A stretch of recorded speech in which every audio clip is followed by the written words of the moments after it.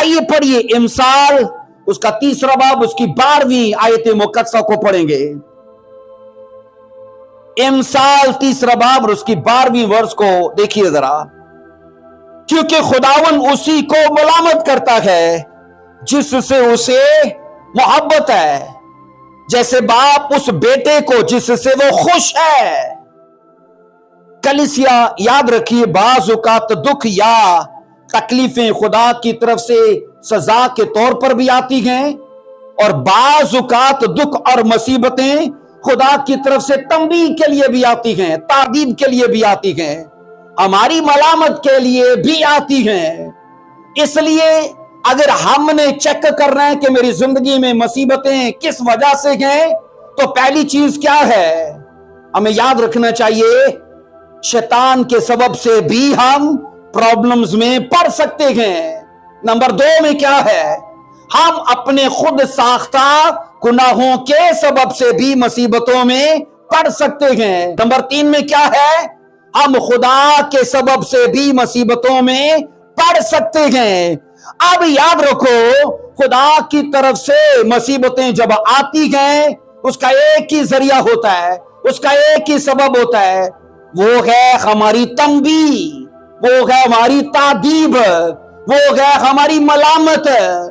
अजीजों याद रखो, अक्सर औकात हम तंबीह को सजा तसव्वुर करते हैं, ठीक है, लेकिन इसमें वो तमाम अमूर शामिल होते हैं जो कि किसी बच्चे की मुनासिब तरबियत के लिए जरूरी होते हैं।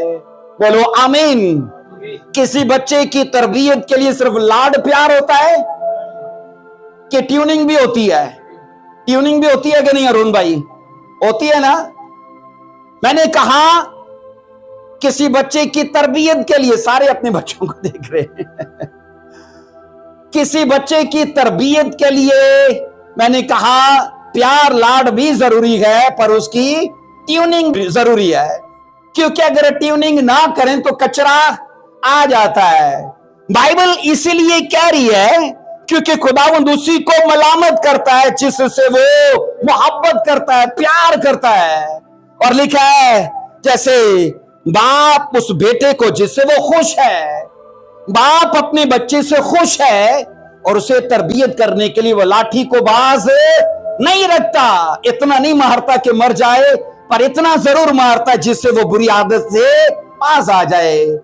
अब सुनो, मैंने कहा हम वो तंबीह जो खुदा की तरफ से आए, वो सजा, वो मुसीबत, वो ईजा रसानी, वो सताव जो खुदा की तरफ से आए, उसे सजा तसव्वुर मत करें, बल्कि उसे अपनी मलामत और अपनी तंबीह, और मैंने कहा उसे अपनी तादीब तसव्वुर करें कि खुदा इससे मेरी सीख पैदा करेगा, इससे मेरे लिए सबक पैदा करेगा, इससे वो मुझे सुधारेगा। परफेक्शन के लिए जरूरी है उसकी करेक्शन।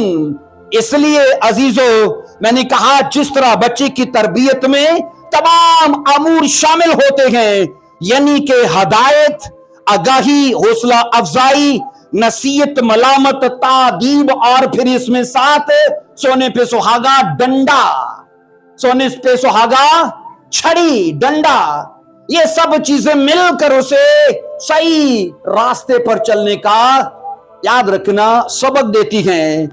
अजीजों खुदा जिसको भी हमारी जिंदगी में इजाजत